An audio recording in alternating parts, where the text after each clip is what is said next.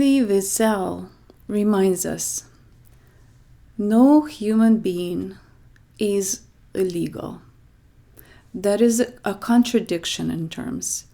Human beings can be beautiful, they can be right or wrong, but illegal? How can a human being be illegal? Those words hold so much truth, but not everyone sees the people behind them. Families, children, human beings who just want what we all want. Safety, stability, and the chance at life. As one anonymous voice reminds us, we don't have an immigration problem, we have a compassion problem. Too often the conversation is framed around rules, borders, and systems. But what about people, the families, the children, the human beings behind it all, just striving for safety and dignity? Let's take a moment to understand something that often gets lost in the noise. Immigration today is not what it used to be. Many people don't know this, but the systems have changed so much that for some there is no clear legal path to follow. Many have spent years, sometimes decades, waiting for things to improve, surviving day by day, building lives in uncertainty. And their children?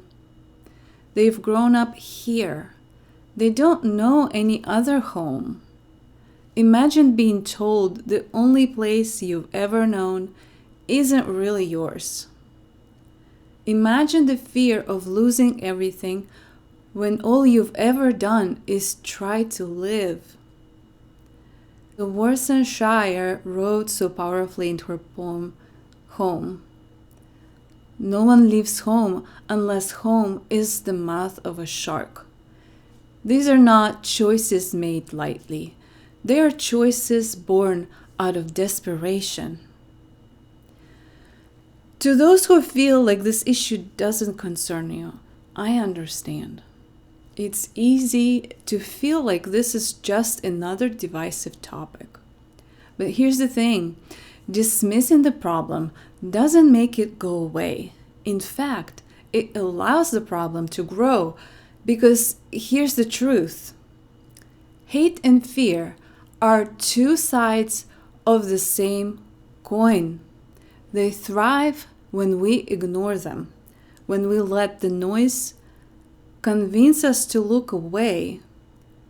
But when we choose to face them head on, to seek understanding and lead with humanity, that's when real change begins. What is happening isn't just about immigration. It's about fear being used as a weapon. When fear controls us, it divides us and distracts us from what really matters. Compassion, understanding, and finding real solutions. And when we let fear take over, it's the most vulnerable, children and families, who suffer the most. Fear of losing safety, fear of being targeted, it doesn't just hurt individuals, it fractures communities.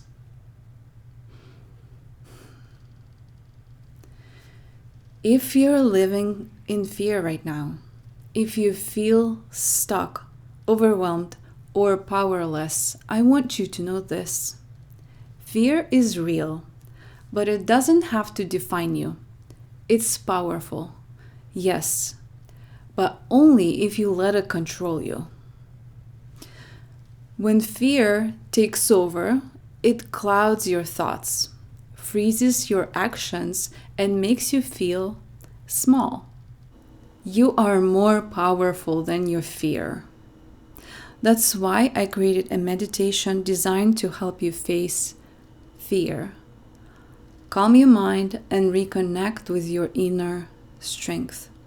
If you're ready to take that first step toward releasing fear, you can find the link down in the description.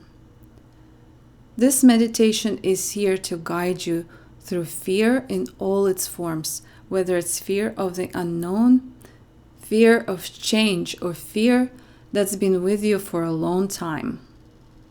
It's a resource to help you find calm, reclaim your strength, and rediscover clarity, no matter what life is throwing at you. Even when fear feels overwhelming, it doesn't have to have the final say. When you let go of even a little of that fear, you make space for something much greater. Hope. Hope for a future built on understanding. Hope for real, lasting solutions.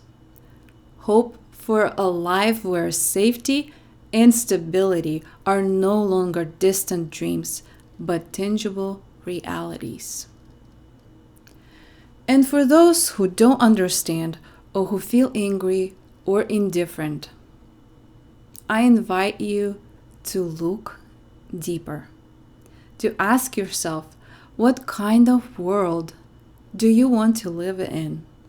One where fear and division decide what's possible, or one where we choose to act with compassion, even when it's not easy?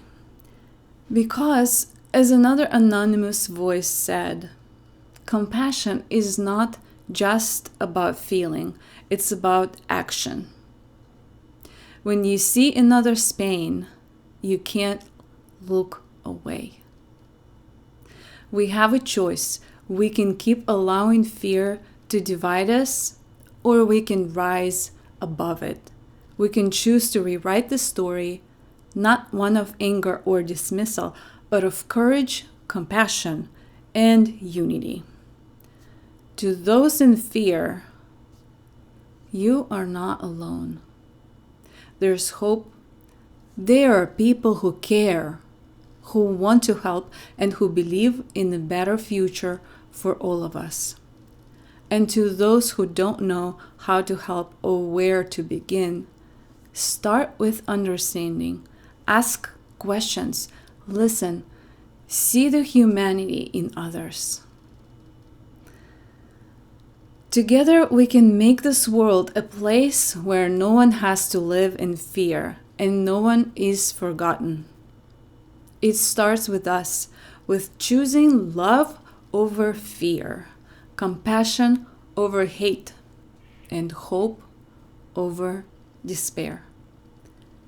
Thank you for being part of this conversation.